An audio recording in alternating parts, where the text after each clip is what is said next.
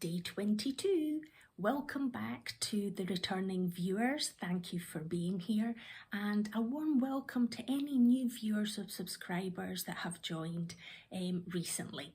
My name is Tanya and I live on the east coast of Scotland. I'm 52 years old, and this channel, I've set it up to document my self-development journey, feeling comfortable in front of the camera, eventually being able to promote my online coaching and therapy business, but in the intervening period about documenting my past and the self-reflection that I've been doing to better understand why I thought and behaved and acted the way that I did, because now I've got tools and techniques to enable me to do so.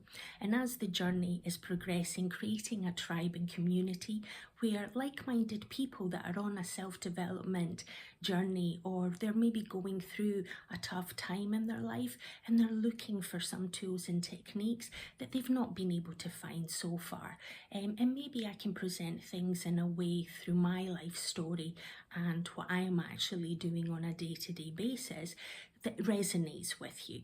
So that's what I'm sort of wanting, a community tribe where we can support each other and we can feel a little bit less alone and feel supported in the journey that we're actually going through, because we're human beings going through this human experience, but we're spirits in essence, and want to navigate this life journey as smoothly as we possibly can, appreciating that there will still be the ups and downs. So today's topic is going to be resilience, and if you want to stick around, I'm going to provide some tools and techniques that I've sort of been using, and they've been super effective. So thank you very much, and let's get started. So yesterday's topic was a very long video, 29 minutes and 29 seconds. So for those of you that did watch it, thank you very much. I appreciate it. It was a long one. And on reflecting back and rewatching the video, I realised that I had made a number of factual comments about events that happened that were incorrect. So what I've actually done, rather than reshooting the video, because there's three reasons behind not reshooting the video. I'm going to cover them first, because my intention was to do a one and done, that I'm not going to be doing editing, I'm not going to be retaking videos, because I want it to be as sustainable and as fun an experience for me. And because I'm doing it over the 30-day challenge, I want to sort of have the speed of being able to do it. Second, it's a learning experience, because this is me learning what worked, what didn't work, what needs to be tweaked and adjusted. And this is about documenting that journey. There's no point in me sitting here saying, oh yeah, I've looked at the video, this is the things that weren't right, but I've already fixed them, because then you're not seeing the raw material. And then the third is that I want it to be raw. I want it to be Tanya, free flow going, and then I can actually see what I could improve on, because I want my message to be more succinct, and for me to sort of prep my thoughts in advance of coming in front of the camera, and also seeing what my blind spots might be. So even though I had done some preparation I knew the story that I was wanting to relay yesterday, the emotion was super charged and still there for me, and there's a few reasons behind that I'll explain shortly. There's a few facts that were incorrect. I've updated the description of the video yesterday, so when you're seeing it posted, it will have all those corrections included. So I mentioned Mussolini when I should have said Hitler. I mentioned attacks when it really was scams. And I also mentioned a little bit about, I think I mentioned notice at one point, when really I was meaning noise, because of the noise that I was actually making. So I've sort of picked up on that there is language and the way that I am actually articulating certain things. I know I'm going to get better at it over time, because I need to get practice. That's the bottom line. So this self-reflection journey and putting it on video, I'm actually being able to see a lot more of the kind of blind spots that I wasn't aware of. So my daily practice is I do self-reflection, I do body wisdom, I check in with my body, how I'm actually feeling. But when I'm doing my self-reflection, I'm either writing on my journal or I'm doing voice notes. And I've got a great little app that converts the voice note into text, and it is fairly accurate. So then I can actually keep stuff on my laptop as well. So I've still got it in an audio form, but I've also got it written down as well. So then I can actually review the kind of progress if I needed to, or if something feels that it's triggering me, or there's something not feeling quite right, I can actually go back to that day's events or the previous day's events, and I can sort of like review to sort of like get a clearer insight. And the other thing, so that's the 3 reasons why I didn't repost, and learning from this kind of experience. But the other thing that I noticed is that my body language, I was a little bit more animated. I know I use my hands, and I tend to be like I talk fairly fast, but I detected in myself that there was a little bit more of an urgency. My pace was a bit faster in certain parts of that video.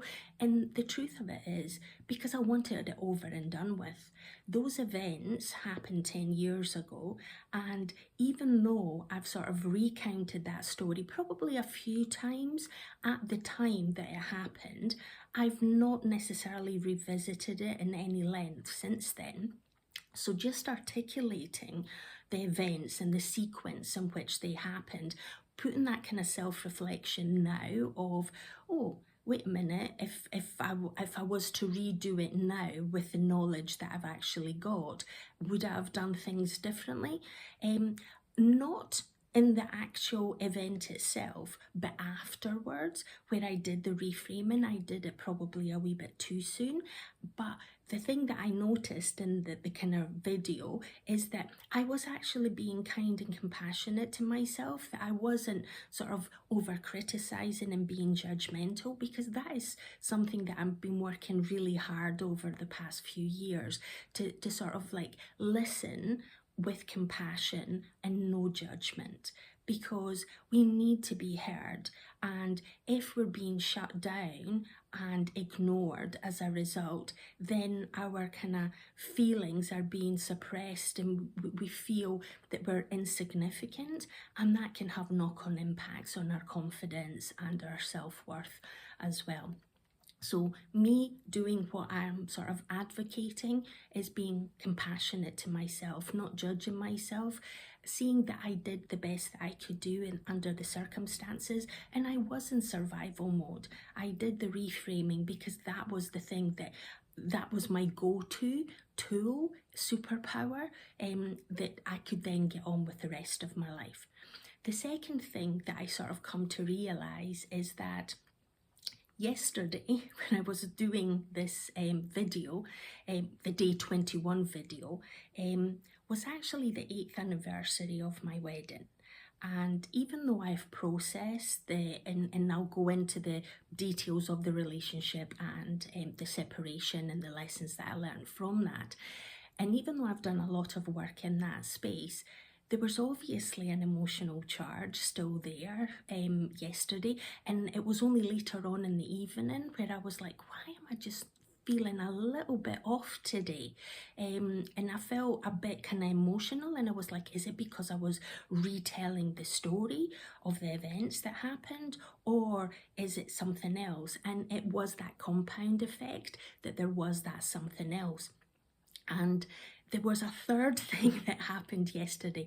So this kind of compounding effect, like if you're blind to it and not aware of it, then it may make you react in a way that is maybe either out of character, or it might make you self-doubting. And the third thing that happened was, this is a fairly new channel. This is the 3rd week, but My subscriber numbers have been increasing steadily week on week. There might have been some people that have left, but because there's been more joiners, I've not been aware of it. And because there is a bit of a delay in the statistics that you get from YouTube, I was oblivious to that.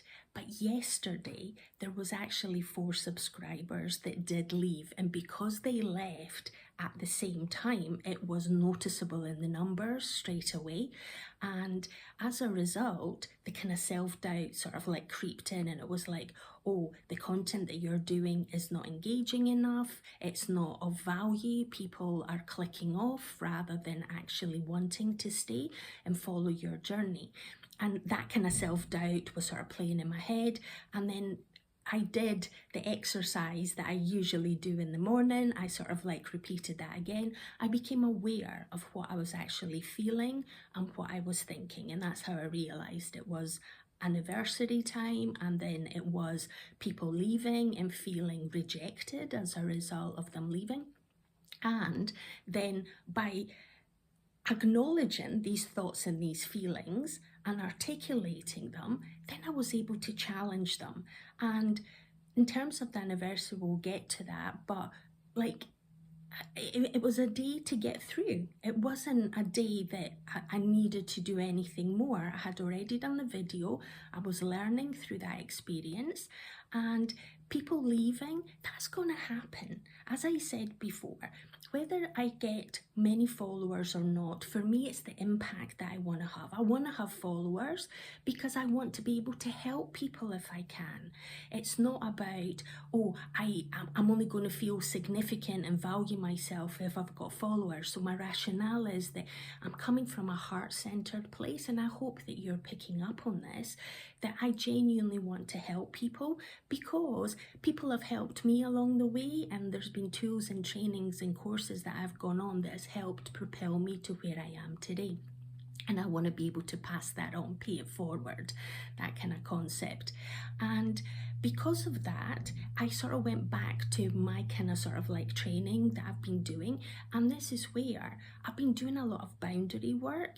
And in that boundary work, it's about focusing on the things that I can control and the things that I've got, like having a very clear mission and vision of what my why is. Why did I set this YouTube channel? To impact people, but for me to learn in the process and to demonstrate to people that I'm not judging myself, that I'm being compassionate and kind to myself, that I actually learn through the process, and me demonstrating the tools that I'm actually using, it might actually help one of you, 2 of you, or maybe more of you, ideally, in the process and where you are in your life.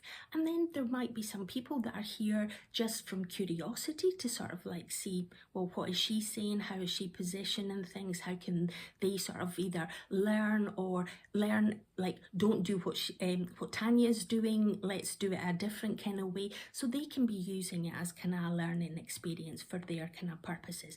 But there is no point in me trying to figure out why people left the channel and what can I do to change it. I need to focus on what the purpose of why I set the channel up in the first place, and I need to be authentic and true to myself.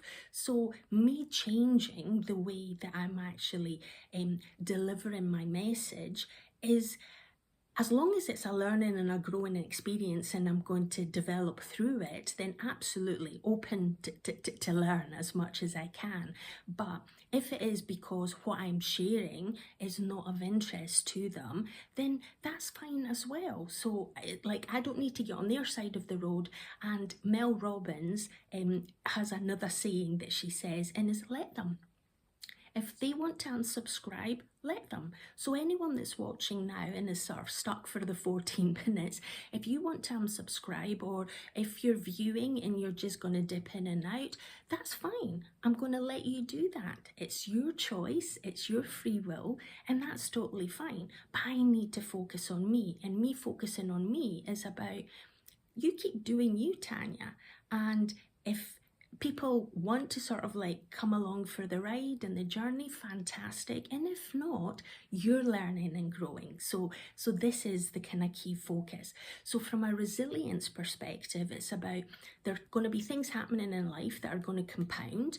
There's going to be triggers. But if you've got these kind of tools and techniques where you're becoming aware of what your blind spots are, you are acknowledging and accepting your feelings and your thoughts, and then you're articulating them to reduce the kind of emotion and power associated with them. Feel your feelings as long as you need to feel them, but then challenge your thinking, challenge your feelings to sort of like shift it and reframe it into something that's going to be more empowering and more helpful for you. And the kind of emotions is about being brave and courageous to face the emotions, because yeah, some days it is hard. And this is where I hope that you're picking up some kind of tools and hints and that you can apply them in your life, because this is the dusting ourselves off and getting up and just keep going no matter what we've actually had to face yesterday or the day before. That is showing true character and grit, and that's going to see us learning and growing and thriving in our lives. So I'm going to wrap it up. It's ended up being a wee bit longer again. So thank you if you've stayed to the end. Hopefully there was something here that you can take away and use in your life. If you want to sort of like comment what your kind of resilience journey has been, what tools and techniques you're using, share it with the community in the comments below. So until tomorrow, go out and seize the day. Have the most awesome day. And always remember, you've got choices in life, so choose wisely. Bye for now.